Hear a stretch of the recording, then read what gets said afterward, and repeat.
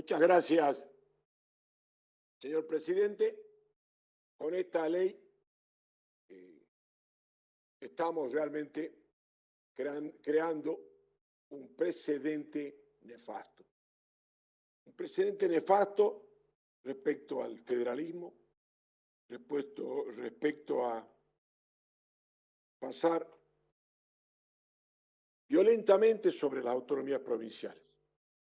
Me voy a referir primero a otros aspectos para después explayarme en el aspecto legal y político. No vamos a negar que hay una pandemia, obviamente no queremos que se nos acuse de tantas cosas que nos dicen, el oficialismo nos diga negacionistas. Lo que acá quiero dejar muy claro, que tenemos un factor externo, que es la pandemia, que afecta a Argentina y a todos los países del mundo prácticamente. Lo que también hay son los efectos internos en la economía, en el manejo de la pandemia, que no podemos culpar solamente a la pandemia. Hay que diferenciar los efectos de la pandemia de la cuarentena y los efectos que hubiera tenido la pandemia con un mejor seguimiento, con menos malas praxis, con mayor detección, con un aislamiento focalizado, con un rastreo mayor de los enfermos. Y obviamente, en una segunda etapa, prometida pero no cumplida, una mayor vacunación. Entonces aquí, por la mala praxis, se ha agravado la caída de la actividad económica. En el segundo trimestre del año y el año pasado,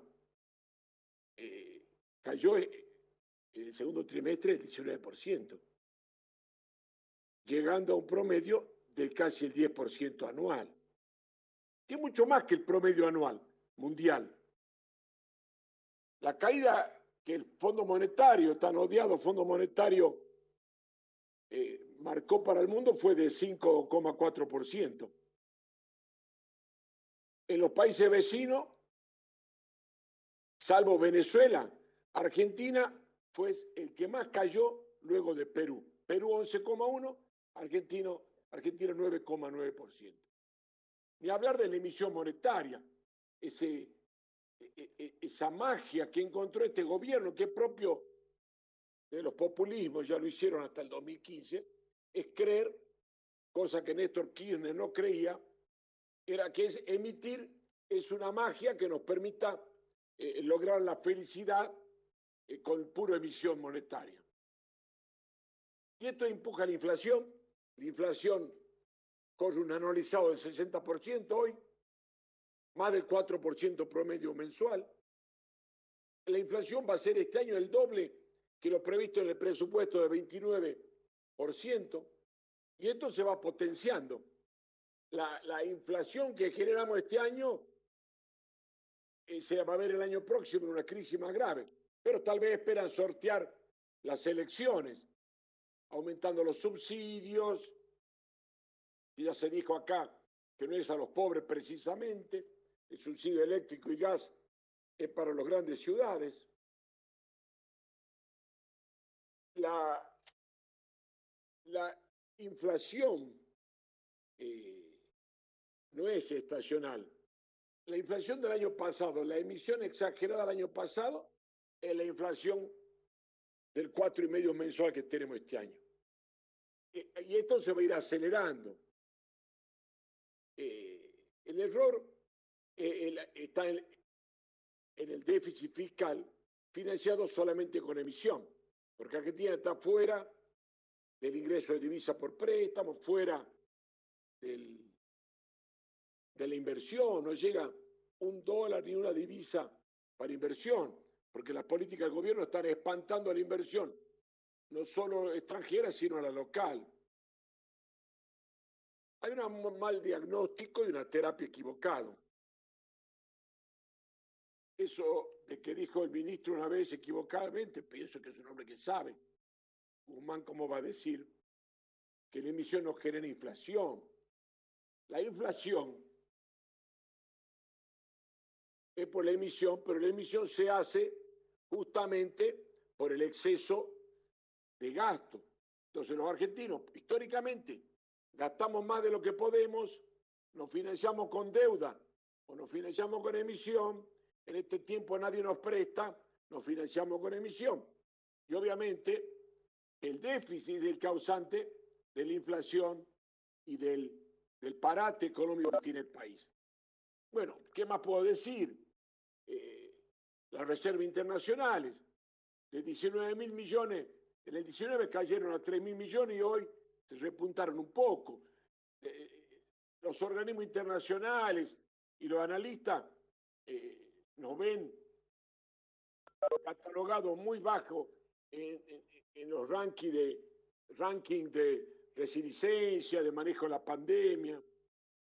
Argentina tiene el orgullo de ser el país con la cuarentena más larga del mundo, 234 días, hasta que se implantó el distanciamiento social y preventivo obligatorio. En ese encierro no se priorizó la actividad productiva, lo que aumentó la pobreza, aumentó la desocupación y aumentó el daño a la economía. Y después, bueno, los políticos a veces tenemos archivos que nos pueden jugar en contra en una larga trayectoria. El presidente Fernández es una de las pocas personas que el archivo reciente lo condena. Dijo el año pasado, está grabado, de que él no iba a tolerar, prefería el 45% de pobres, que hoy es más, por supuesto, a tener más de 40.000 muertos. Hoy tenemos más pobres y más muertos. A él lo condena el optimismo. Cuando daba el año pasado que en diciembre íbamos a tener 10 millones de vacunados. Hoy todavía no tenemos 10 millones de vacunados. Ni hablar del contrato del amigo Sigman, que nadie lo critica, no le hicieron denuncia. En Europa, AstraZeneca está en juicio por Europa y por incumplimiento. Acá no, acá le tenemos paciencia.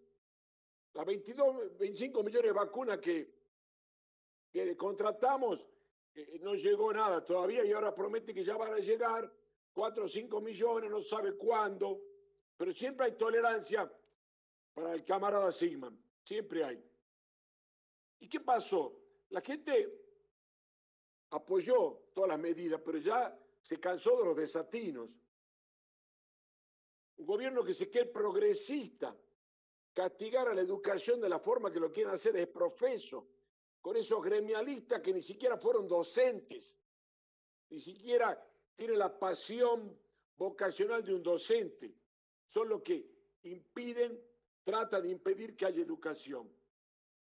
No hay ninguna constancia de que las escuelas hayan resultado, aquellas provincias como la mía, que las tienen abiertas, sean foco de infección o que el daño sea más grave. La Argentina no acató la estrategia de la OMS de testeos, rastreos y seguimiento de los infectados. Y además nos tienen al país encerrado, que solamente se puede ingresar y salir del país. Cualquier turista, cualquier avión tiene todo prohibido, salvo por Buenos Aires y la capital federal. Y además un escándalo, los testeos obligatorios, pagos en los aeropuertos por los amigos del régimen. Realmente es grave que nos tengan a todos bloqueados y ahora ni hablar. Hoy anunciaron nuevas medidas que van a ser de gravedad, seguramente, obviamente van a ser más graves. Las restricciones, incluso no habiendo ley. El gobierno, mientras no tenía estos decretos, concertaba con los gobernadores. Claro, era una concertación que el gobierno la aceptaba cuando le acataban cualquier cosa. Cuando algunos distritos empezaron a decir, no, acá podemos dar clases porque no es grave, vino el enojo, vino el enojo. Este gobierno que vive enojado, crispado.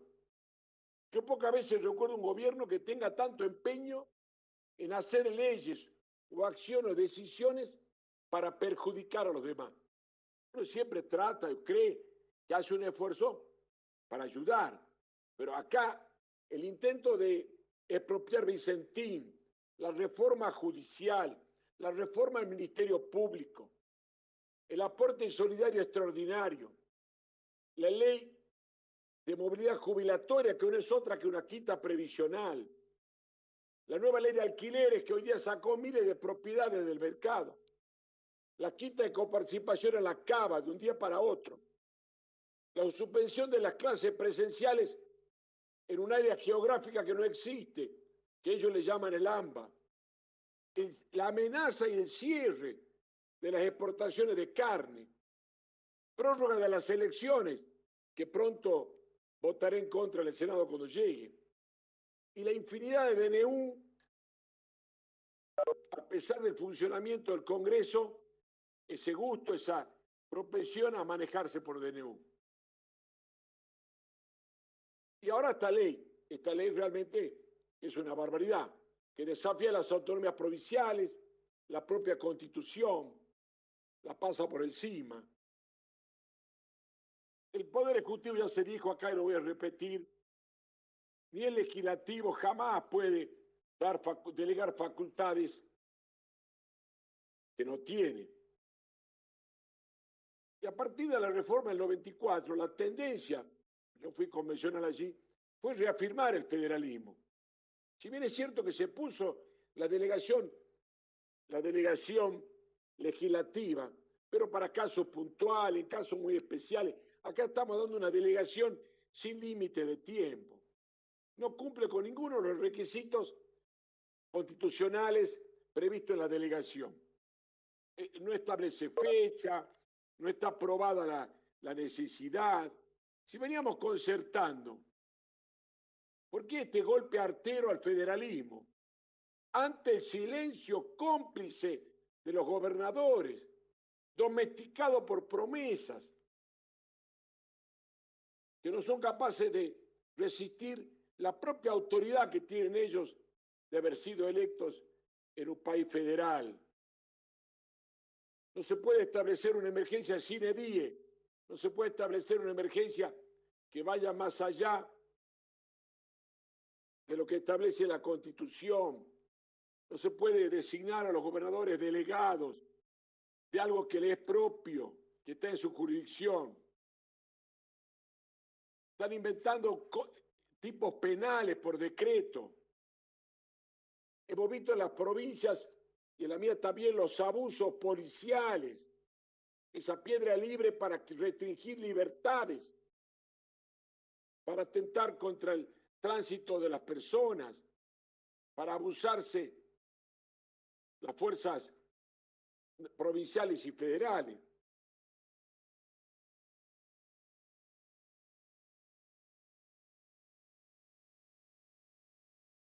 En este sentido, la sentencia de la Corte o la causal de este enojo machista, paternalista, tantas señoras senadoras, colegas nuestras que están todo el tiempo estudiando las expresiones machistas o las expresiones paternalistas o el micromachismo, acá el enojo del presidente ante una decisión de la Corte fue una reacción absolutamente de macho man, de machista, de decir, aquí a mí no me controla la justicia, el Poder Judicial, la Corte ni el Congreso. Ahora vamos a mandar una ley que la vamos a imponer por la fuerza de los votos, con el silencio cómplice de los gobernadores, y vamos a tener una ley que nos da las facultades que no están ni siquiera permitidas en nuestra Constitución. No hay confianza en los gobiernos locales, no hay confianza en un federalismo de concertación. No se respetan los mecanismos vigentes. Esta es una forma de rebelarse contra el fallo de la Corte, contra las autonomías provinciales. Y en esto, para finalizar, quiero decir, porque ya se leyó el artículo 29 de la Constitución, solo reiterar el final del artículo 29. Estos actos... Senador, ya se han cumplido los 15 minutos ya lo sé, Presidenta, de su intervención. Acabo de decir que estoy finalizando. Ya lo sé, muchas gracias. Estos actos o los actos de esta naturaleza llevan consigo una nulidad insalvable y sujetarán a los que la formule, consientan o firmen a la responsabilidad y pena de los infames traidores de la patria. Muchas gracias. Muchas gracias, señor senador. Tiene la palabra.